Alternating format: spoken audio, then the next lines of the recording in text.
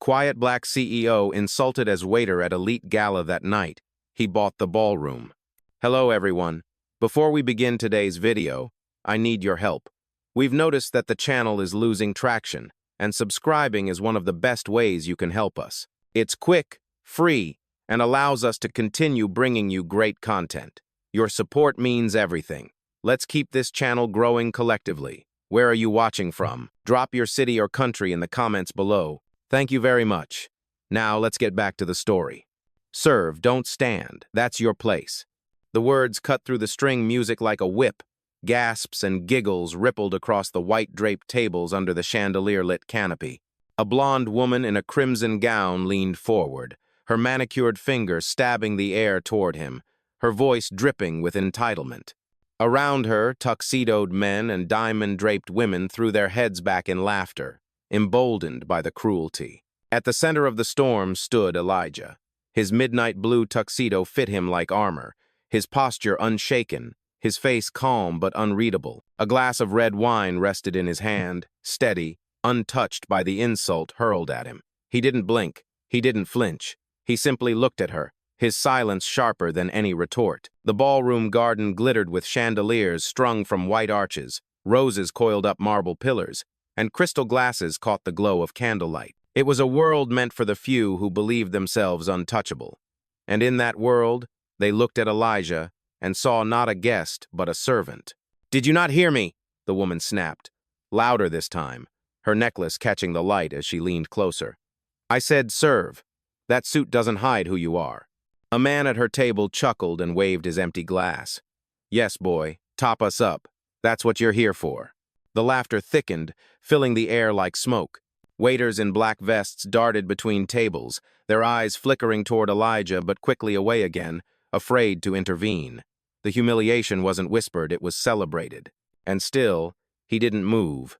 His silence was its own kind of defiance, though none of them could recognize it. Not yet. Before we continue, where are you watching from?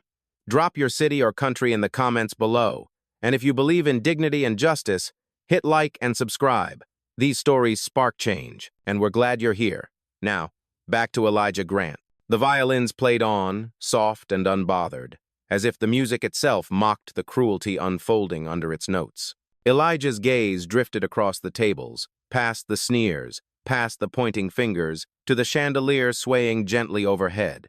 He set his wineglass on the table beside him with a deliberate calm. For those around him, his quietness was permission-proof that he was what they claimed. But inside that silence lived something else entirely. Not weakness, not compliance. Patience. Patience, sharp as glass. Patience waiting for the perfect moment to shatter their illusion of superiority. The woman smirked, satisfied with his stillness, and leaned back into her chair. "That's better," she said, lifting her chin, her voice dripping with victory. "Know your place." But if she had looked closer, if any of them had, they would have seen it. The faint tightening at the corner of his jaw, the glimmer in his eyes that did not belong to a servant. It belonged to a man who already owned more than the people mocking him could ever dream. And tonight, they were about to find out.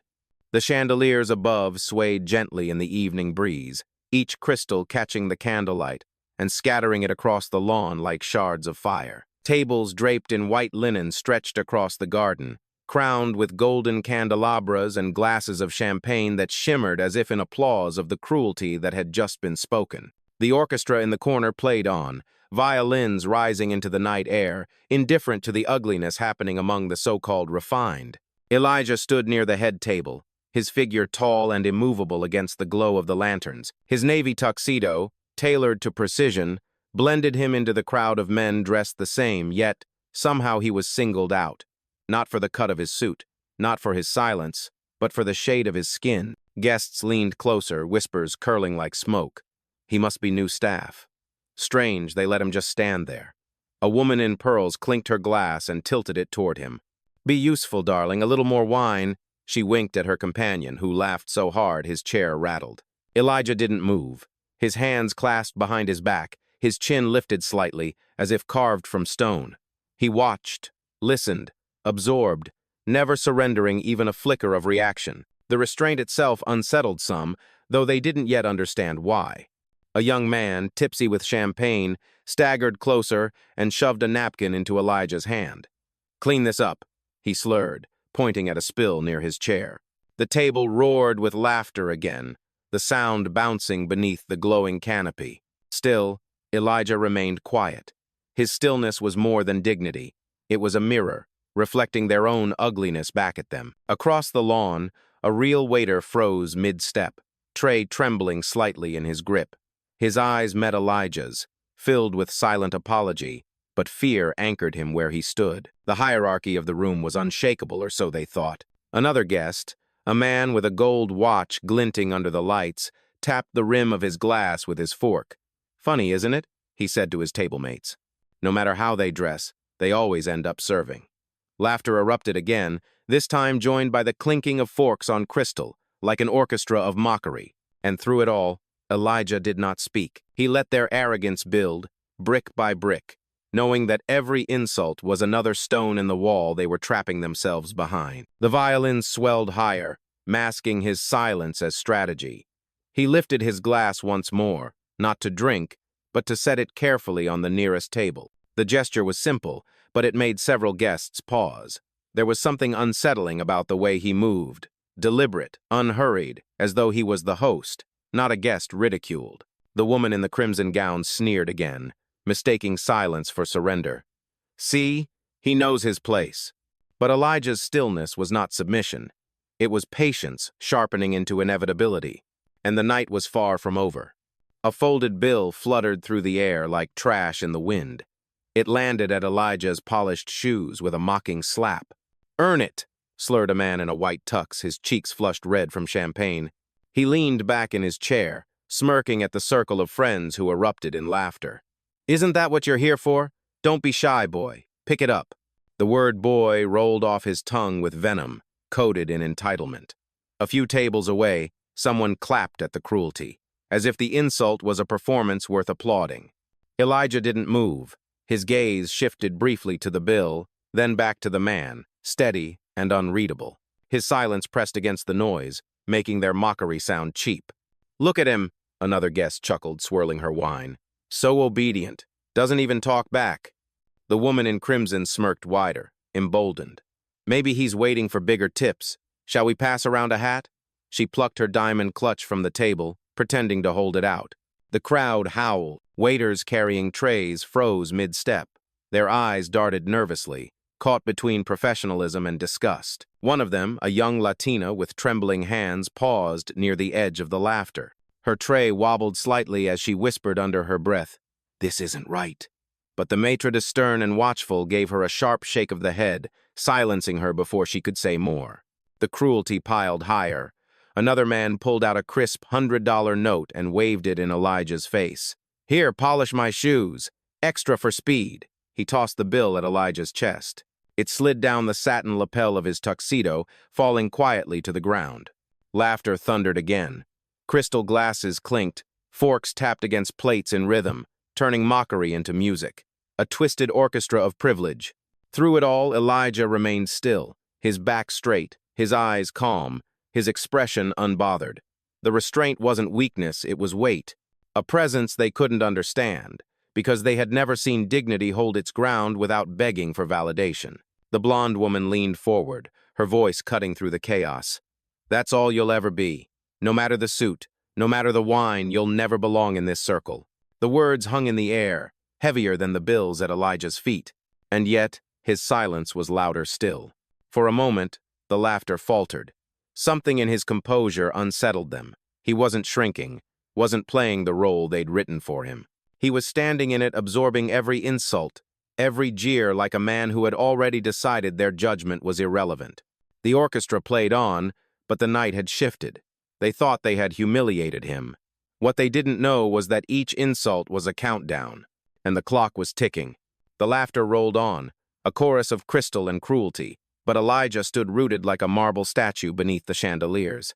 The bills lay scattered at his shoes, ignored, their edges curling in the night breeze. Not once did his hand reach for them. For the revelers, his silence was confirmation. To them, it meant he accepted their stage, their rules, their insults. But beneath the stillness, Another truth coiled tight, unseen. He drew a breath, slow and measured, then slipped a hand into his tuxedo pocket. The motion was subtle, deliberate, almost casual, but the sight of it quieted a few chuckles. Out came a sleek black phone gleaming under the candlelight. "Look at that," one man scoffed, lifting his champagne flute. "Probably calling an Uber. Maybe he finally knows when he's not wanted." The table erupted again, trying to laugh away their unease. Elijah didn't look at them. His thumb moved once, unlocking the screen. A faint glow lit his face, sharp against the shadows. His expression never changed, calm, unbothered, unreadable. The woman in crimson narrowed her eyes. "What's he doing?" she hissed to her companions. Her voice was quieter now, but edged with suspicion. Across the garden, the young waitress who had whispered earlier noticed. Her breath caught, tray trembling in her hands. Something in the way he held that phone steady, intentional, didn't look like surrender. It looked like command. Elijah lifted the phone to his ear. He didn't speak loudly. He didn't need to. "It's time," he murmured. 2 words, soft as silk, but heavy as stone. A pause. Then a voice answered faintly on the other end, clipped, professional, confirmed. The phone lowered again. Elijah slid it back into his pocket with the same composure he'd had all evening. Nothing rushed, nothing sloppy. The crowd had quieted more than they realized. The orchestra still played, but the laughter was thinner, forced. The bills on the floor no longer looked like jokes, they looked like evidence. One of the men tried to recover the mood, forcing a laugh. "He's bluffing. Look at him, he's got nothing." But his words didn't land. Eyes that once sparkled with arrogance now flickered with doubt. They couldn't explain why, but the balance had shifted. Elijah's gaze swept across them, steady and piercing. Not a word passed his lips, yet his silence no longer read as weakness. It read as warning. The woman in crimson straightened in her chair, her smirk faltering. For the first time, she leaned back instead of forward, her hand tightening around the stem of her glass. Elijah clasped his hands once more behind his back. His face was calm, his posture unbroken. But the air around him had changed, charged with the weight of inevitability. The countdown had begun. And this time, they felt it too.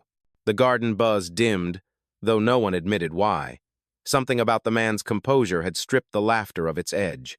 Guests still smirked, still nudged one another, but their voices had lowered, like children unsure if they'd pushed too far. Across the marble floor, the young waitress with the trembling tray lingered in the shadows of a pillar. She watched him, watched the way he had spoken into the phone without raising his voice, the way silence followed as if the very air obeyed. She knew that kind of poise didn't belong to a servant. Her manager barked her name from across the tent. "Move!" he hissed. She jolted and hurried away, but not before she slipped her phone from her apron pocket. With a thumb, she opened the camera. Not to post yet, just to record. She wasn't alone. Near the bar, a man in a tailored suit who had been ignored most of the evening tapped his own phone. He wasn't laughing anymore. He was streaming, quietly, to a private feed. The red live dot blinked, catching the reflection of the chandeliers. His caption, "High society or high hypocrisy."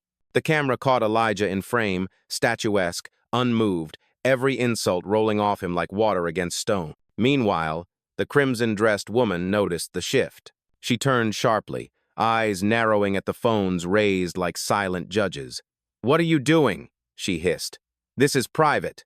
Stop filming." But it was too late. The quiet rebellion had begun.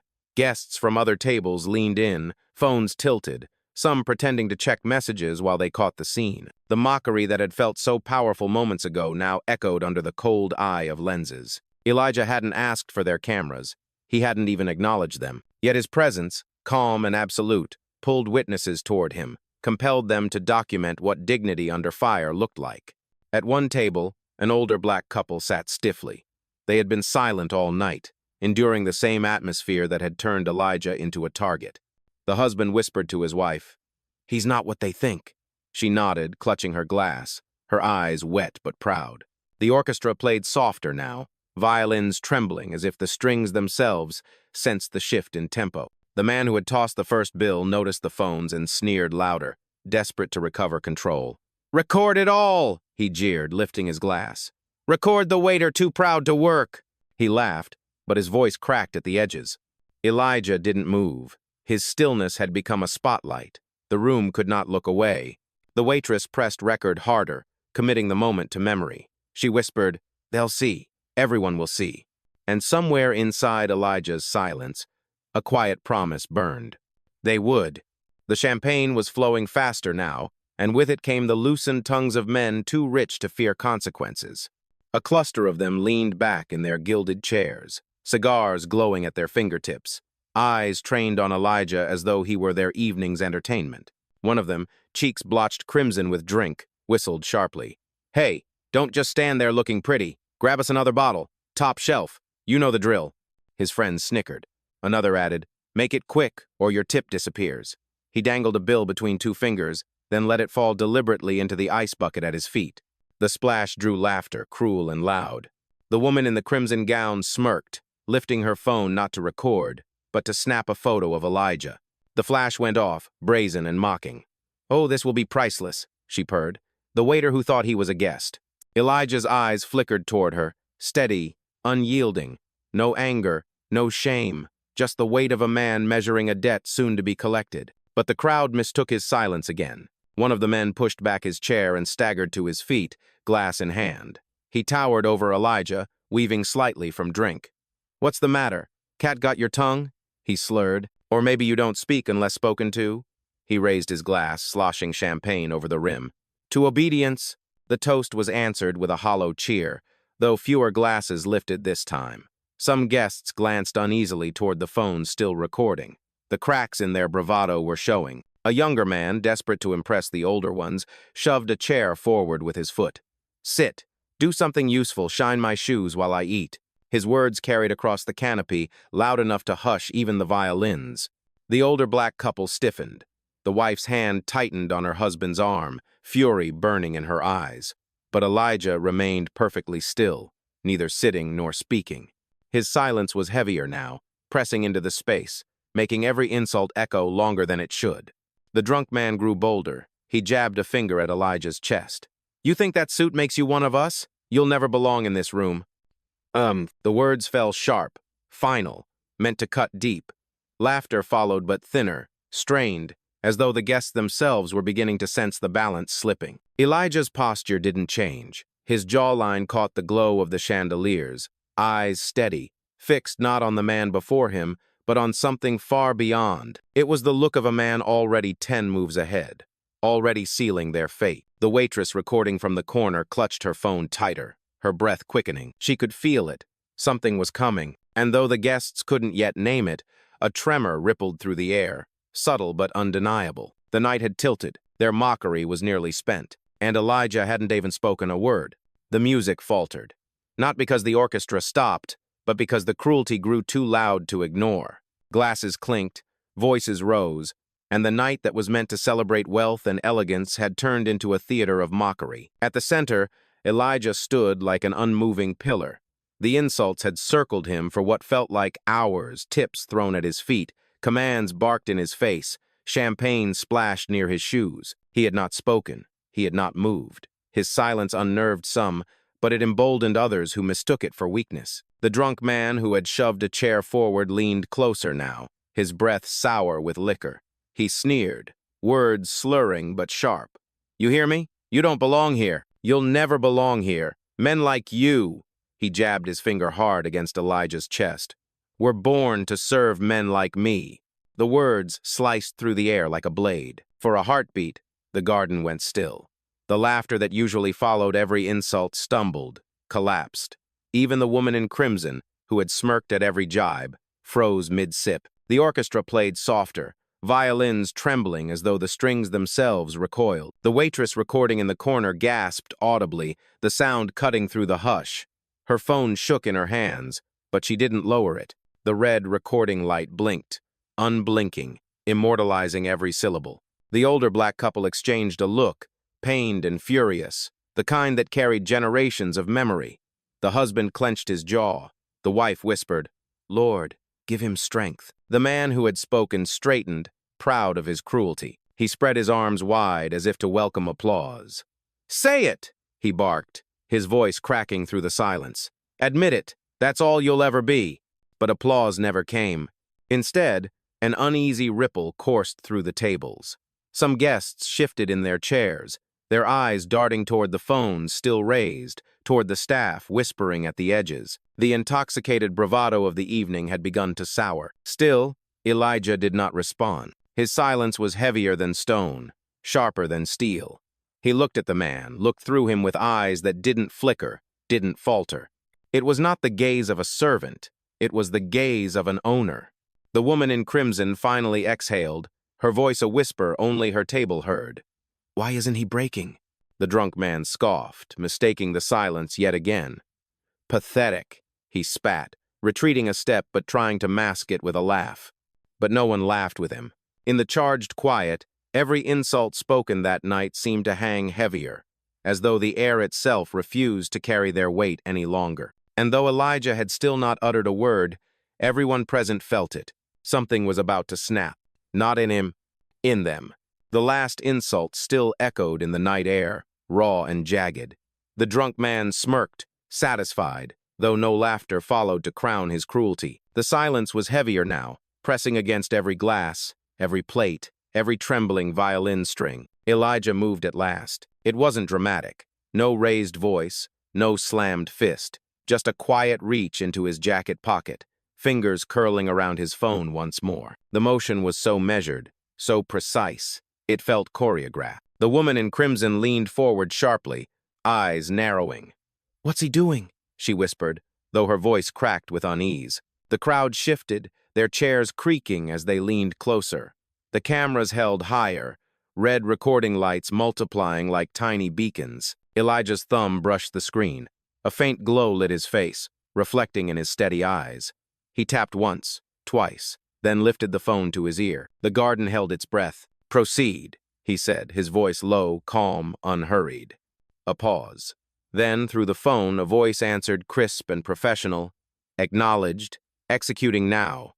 And the words weren't loud enough for everyone to hear, but those nearest caught them, and it was enough. A ripple moved across the tables. Confusion, doubt, fear. The drunk man laughed, though it came out strained. "Oh, please. What's he got? Calling for backup? A taxi? Maybe his boss?" He glanced around for support, but the chuckles were thinner, brittle. Elijah lowered the phone. He slipped it back into his pocket, his posture unbroken, his silence reclaimed. But something had shifted. Guests looked at each other uneasily. Phones tilted, catching his every move. The staff along the edges whispered to one another, brows furrowed. The young waitress recording mouthed silently. "It's starting." The woman in crimson forced a laugh. "He's bluffing. He's nothing." But even she didn't sound convinced. Her knuckles whitened around her wine glass, her bravado curdling into nerves. Elijah clasped his hands behind his back again, his chin lifted slightly, his gaze sweeping the garden with a patience that felt less like endurance and more like authority. The air tightened, the chandeliers swayed, the violins stuttered, missing a note for the first time that evening. And though not a single word of explanation left his lips, everyone watching felt the ground shift beneath their feet. The game had changed, and the man they had mocked was no longer the one being judged. The chandeliers trembled faintly as if the air itself carried the weight of anticipation. The jeers had quieted, the bravado of the wealthy dimming into a nervous murmur. Every eye fixed on the man who had been their target, waiting to see what bluff he thought he could play. Elijah finally moved. He lifted his chair back neatly, the scrape of wood against marble sharp as a gavel. Slowly, he rose to his full height, towering in the soft glow of candlelight. His tuxedo caught the shimmer of crystal, every seam immaculate, every line sharp. He had worn the same as them all evening, yet in that moment, he looked like he was cut from finer cloth altogether. The woman in crimson leaned back in her chair, her smirk twitching into something smaller, brittle. The drunk man puffed his chest, desperate to reclaim control. "What now?" he jeered. "Gonna serve us with your phone?" Elijah's eyes met his, calm, unflinching. "No," he said, his voice low but resonant, slicing clean through the garden chatter. "I'm going to serve you with the truth." The murmurs stilled. He let the silence hang a moment longer, savoring the stillness he commanded. Then, clear and deliberate, he spoke. "I am not your waiter." His voice carried across the tables, strong as steel. I am Elijah Grant, founder, CEO, and as of 1 hour ago, the new owner of this venue. The words struck like lightning. Gasps erupted, sharp and uncontainable. A wine glass slipped from someone's hand, shattering against the marble. Phones wavered in the air, lenses zooming in on his face. The drunk man barked a laugh, shaky and hollow. Lies! You're bluffing! But before Elijah could even respond, the maitre d' hurried forward, face pale. He clutched a tablet against his chest, his voice trembling as he addressed the crowd. It's true, the transfer finalized tonight. This property, he turned, eyes wide, pointing toward Elijah, belongs to him now. The crowd erupted in a cacophony of whispers, disbelief crackling like electricity. Some guests snapped photos, others pulled up their banking apps to confirm rumors swirling in their feeds. The live stream from the bar began exploding with comments. No way. This is historic. Silent justice. The woman in crimson's glass shook in her hand. That can't be, she whispered, but the words rang hollow, stripped of confidence. Elijah clasped his hands before him, posture regal. His eyes swept the assembly, every tuxedo, every diamond, every face that had sneered at him. I do not serve you, he said evenly. Tonight, you stand in my house. The silence that followed was not weakness. It was awe. For a long moment, no one breathed. The chandeliers swayed gently above, crystals catching the candlelight, scattering fragments across the stunned faces below. Elijah's words hung suspended in the air, a verdict no one had expected. Then, chaos. Whispers exploded from every table, fragments of disbelief bouncing between guests. He owns this place? That's impossible. I saw the news. Was that him? Hands fumbled for phones, screens lighting up the garden as people frantically searched. Within seconds, feeds confirmed it. Elijah Grant, billionaire tech visionary, had quietly acquired the historic ballroom just hours earlier. The drunk man who had jabbed his finger into Elijah's chest staggered back, his face draining of color. No, he muttered, shaking his head. No, this isn't real. His voice cracked, desperate, but the livestream cameras caught every stammer. And there were plenty of cameras. What had begun as a cruel game was now a global stage. Phones lifted higher, red dots glowing like watchful eyes. The man at the bar's livestream surged past 10,000 viewers in minutes. Comments scrolled faster than he could read. This is wild. Power move of the year. Silent but lethal. The woman in crimson gripped the edge of her chair, her smirk long gone. Her lips parted as if to protest, but no words came. For the first time that night, she looked small beneath the chandeliers. The staff who had been silent witnesses straightened their backs, their faces shifting from shame to awe. The young waitress who had been recording pressed a hand to her mouth, eyes wide, tears threatening to spill. She whispered to herself, I knew it. Elijah didn't bask in the chaos. He stood calm, hands clasped behind him once more, the weight of ownership already woven into his bearing. He didn't need to prove it, the proof had already swept through the room like wildfire. The older black couple sat taller, pride lighting their faces. The husband whispered, That's our brother. The wife nodded, her voice trembling with reverence. And they can't laugh at him now. But some still tried. The drunk man pointed a shaky hand toward Elijah, his voice rising in panic. He's lying, he's playing you all. But even as he shouted, his phone buzzed with a news alert confirming the deal. His protest wilted, choked by truth. Guests recoiled from him, their alliance dissolving as quickly as it had formed.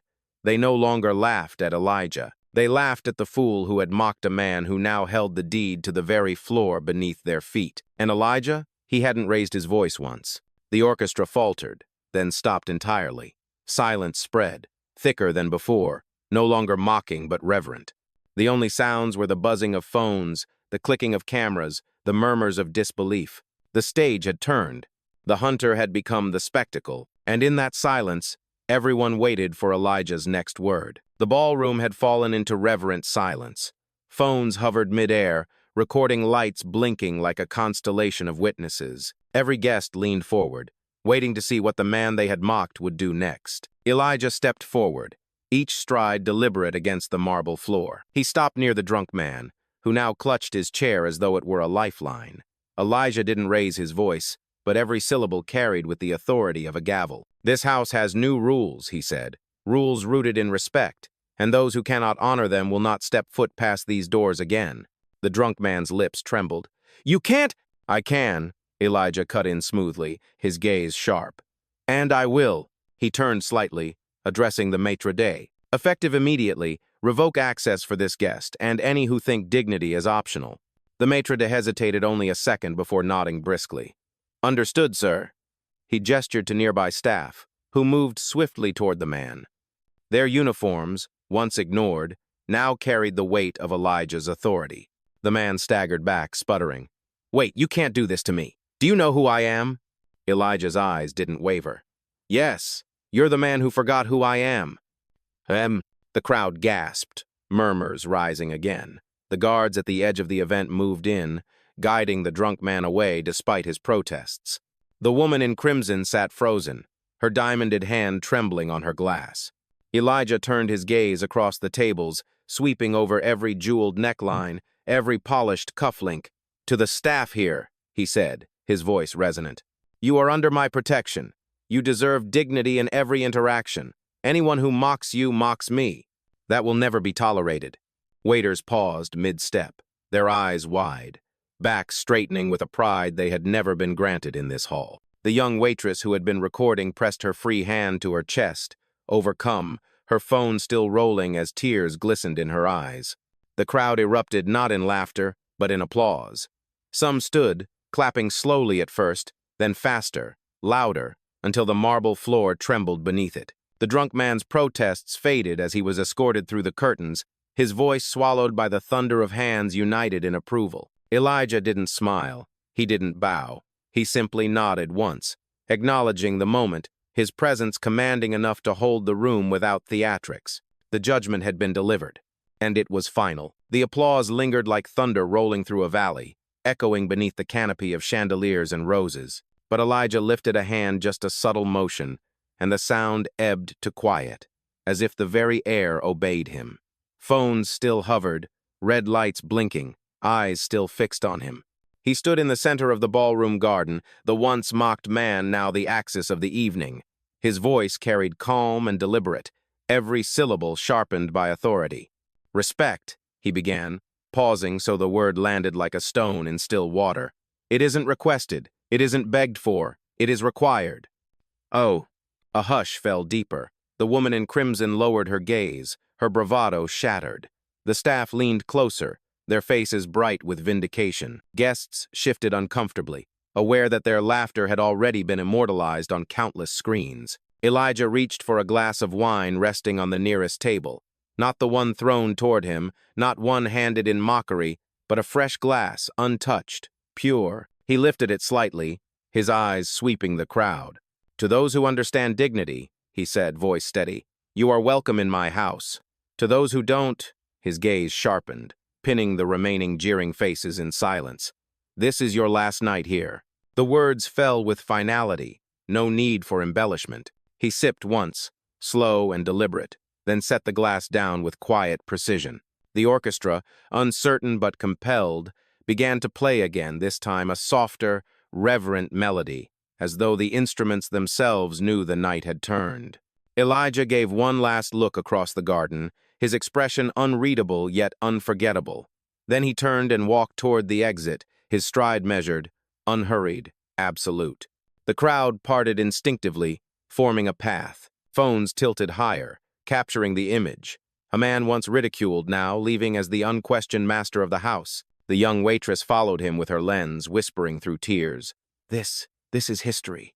The older black couple clasped hands, pride shining in their eyes. The husband murmured, That's how justice walks. As Elijah disappeared beyond the curtains, the applause returned, rising in waves that shook the glassware and rattled the chandeliers. But he didn't turn back. He didn't need to. The message had been delivered. Respect wasn't requested. It had been claimed.